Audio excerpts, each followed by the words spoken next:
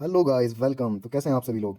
तो गाइस आज शुरू करते हैं। कल वाला जो क्वेश्चन हमारा रह गया था barriers to communication. So barriers to communication में हम देखते हैं कि बैरियर्स क्या है, ऑब्स्टेकल और आने वाला कोई भी रोड ब्लॉक जब फ्लो इन्फॉर्मेशन के फ्लो को रोकता है या किसी भी तरह की प्रॉब्लम इशू क्रिएट करता है तो वो क्या कहलाता है, बैरियर्स टू कम्युनिकेशन। वो क्या करता है, इफेक्टिव फ्लो है इन्फॉर्मेशन का, उसको रोकता है। विद इन एन कंपनी हो रहा है तो हम इसको क्या है, बेसिकली गाइस हम कर रहे हैं बिजनेस कम्युनिकेशन। तो इसमें जो भी बात करेंगे हम वो रिगार्डिंग होगी कंपनी या किसी ऑर्गेनाइजेशन के। These barriers can occur at various levels and in different forms and leading to breakdowns in communication channels. So basically क्या है, जब ये हर्डल्स आएंगे किसी कम्युनिकेशन में तो कहाँ लीड करेगा, हमको ब्रेकडाउन की तरफ लीड करेगा। Barriers to communication can occur both within departments और teams and across different levels of organisations hierarchy and results in negative impact. So basically इसका मीन क्या है कि डिपार्टमेंट के अंदर किसी भी टीम के अंदर ये बैरियर्स आ सकता है कम्युनिकेशन में, और ऑर्गेनाइजेशंस हायरार्की के डिफरेंट लेवल्स में भी कम्युनिकेशन बैरियर्स आ सकता है। To ensure successful business communication and create a suitable communication environment, it is essential to identify and address these barriers, thus enhancing the overall performance of the organization. तो basically एक अच्छा environment बनाने के लिए, एक गुड बिजनेस कम्युनिकेशन बिल्ड करने के लिए हमको क्या करना पड़ेगा, अपने ऑफिस में इस तरह का एनवायरमेंट बनाना पड़ेगा कि जिसमें कम से कम बैरियर्स हों, कम से कम ऑब्स्टेकल हों, हमारी जो कम्युनिकेशन है वो इजीली फ्लो हो रही हो और हर्डल कम से कम रखे जाएं। सो बेसिकली इसमें हम देख सकते हैं कि बैरियर्स कितने तरह के होते हैं। Will examine each barrier in detail below. मोटे मोटे तौर पर 6 से 7 बैरियर होते हैं, बाकी सभी बैरियर्स इन कैटेगरीज में लाई करते हैं। First and foremost is the different communication styles.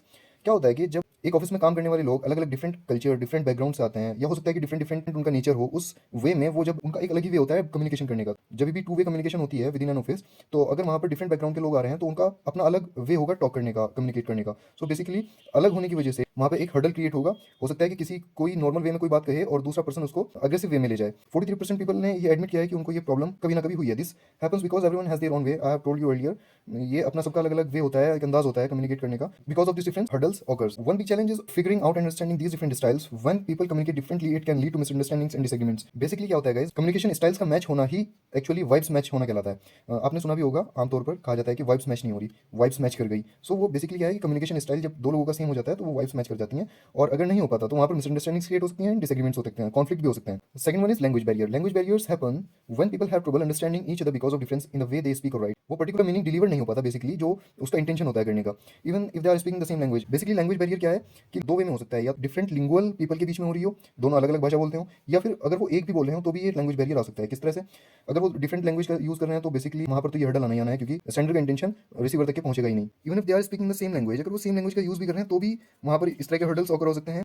किस वे में, या तो एक्सेंट्स अलग होंगे दोनों के, और यूनिक वेज ऑफ कम्युनिकेटिंग, या उनके बोलने का तरीका, पिचिंग, उनकी टोन डिफरेंट होगी, तो इनसे क्या हो सकता है, इनसे भी मिसअंडरस्टैंडिंग क्रिएट हो सकती है। Next one is cultural barriers. So barriers to communication happen when people from different background have trouble understanding each other because of the differences in social media norms and values. Culture barriers basically कहाँ पे आता है guys? Basically किसी culture में किसी sign का जो syntax होगा वो कुछ और होगा, और मे बी किसी और कल्चर में उसका डिफरेंट मतलब होगा।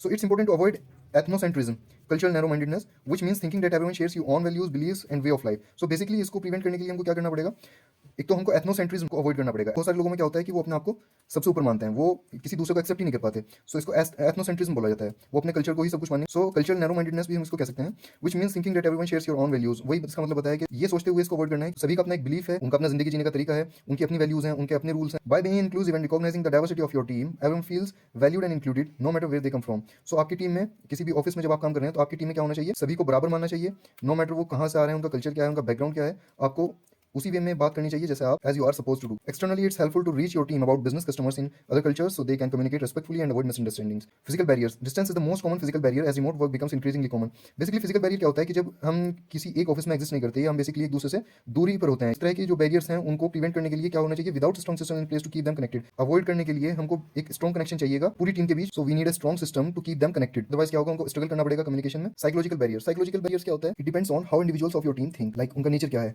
वो एक दूसरे पर ट्रस्ट करते हैं कि नहीं करते हैं, वो एक दूसरे से एग्री करते हैं कि नहीं करते हैं। क्योंकि क्या होता है कि जब साइकोलॉजिकल बैरियर होते हैं और टीम में एक यूनिटी नहीं होती या रिस्पेक्ट नहीं होती जो होनी चाहिए, सो क्या होगा, डिसएग्रीमेंट्स भी अगर होगा किसी बात को लेकर तो वो एक सीरियस प्रॉब्लम क्रिएट कर जाएगा। When people with different views and ways of communicating clash, it can affect the whole team negatively. और अगर ऐसा होता है तो ये तुम्हारी टीम को नेगेटिवली अफेक्ट करेगा। एक एग्जांपल हो सकता है लैक ऑफ ट्रस्ट। सो अगर आपकी टीम में लैक ऑफ ट्रस्ट है, would be categorised as psychological barrier. So next is technological barriers. Technological barriers to communication emerge when people don't have the right tools और right training to use them.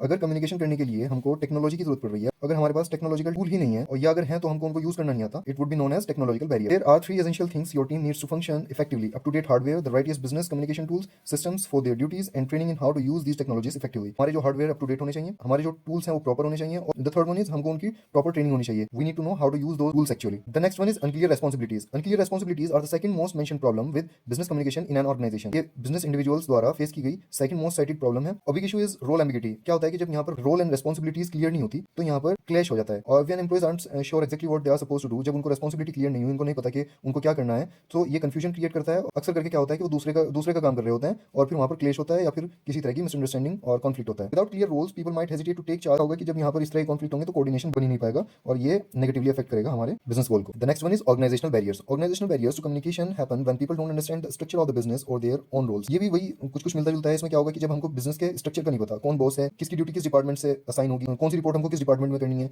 So basically जब lack of this kind of knowledge will be known as organisational barrier. These barriers can affect business of any size and often happen because employees aren't aware of or don't fully understand how the company is set up. When people don't know how to share or ask for information, it can lead to communication problems. Also, when information gets stuck in certain parts of the company or takes a long time to move around, it's a sign that the structure might need to be changed or explained better. So इस तरह के barrier को prevent करने के लिए हमको क्या करना पड़ेगा? एक तो हमको सबको सही से प्रॉपर नॉलेज देनी पड़ेगी कि कहाँ पर क्या होना है, कौन सा टास्क कैसे करना है, कौन सी रिपोर्ट किस डिपार्टमेंट में होगी। सो इस तरह का प्रॉपर हमारे पास हायरार्की होनी चाहिए। It is not working out, then we need to change the hierarchy और